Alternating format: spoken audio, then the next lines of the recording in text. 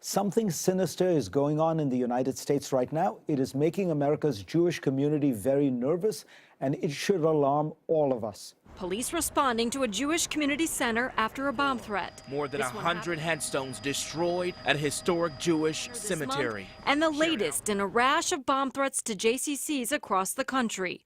A just published report from ProPublica found 160 acts of anti-Semitic vandalism in the United States between November of last year and February, like spray-painted swastikas and desecrated tombstones.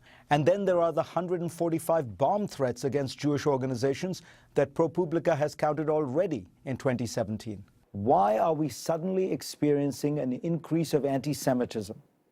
If one looks at Europe right now, many immigrants of Arab origins harbor anti-Zionist and anti-Semitic views. But what's new is the rise of right-wing nativist political parties which are growing in popularity. Even 70 years after the Holocaust, in a continent that has few Jews left, many of these groups still harbor anti-Semitic sentiments right below the surface. Look at Hungary's Jobbik Party, the country's third largest, whose leader a few years ago demanded lists of Hungarian Jews who pose a, quote, national security risk, unquote. Hungary, one should point out, has fewer than 50,000 Jews left in a population of 10 million. But America is different, right? Well, yes. The Pew Research Center recently released a report stating that Americans express warm feelings toward Jews, giving them the highest rating of any religious group. And yet, the United States also seems to be experiencing an increase in threats directed toward Jews. The question is, where is it coming from? Mark Oppenheimer in the Washington Post says the threats are coming from all directions. On the left, there are some college students who attack Israel and by proxy dislike Jews. I would add there are unfortunately Arab and Muslim Americans who make that same spurious connection as well.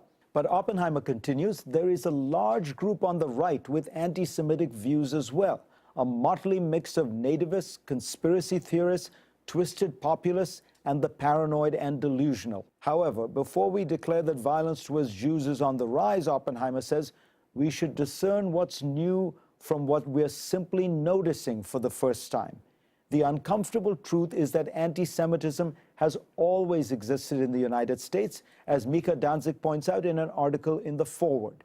According to the FBI, since 1996, the vast majority of religion-based hate crimes in the United States, 65% on average, have been directed toward Jews, more so than any other religious group. But American Jews are more nervous now than at any time in recent memory. Many in the community do see the Trump candidacy and his presidency as fanning the flames of intolerance and opening the door to more anti-Semitic violence, whether intentional or unintentional. They cite, among other things, Trump's initial refusal to disavow Holocaust denier David Duke, Trump's flirtation with the alt-right movement, which the Southern Poverty Law Center says harbors anti-Semitic sentiments, and Trump's failure to mention Jewish victims in his statement by the president on International Holocaust Remembrance Day. According to Alison Kaplan-Sommer in Haaretz, Trump's reactions have added up to a narrative that has put the American Jewish community understandably on edge.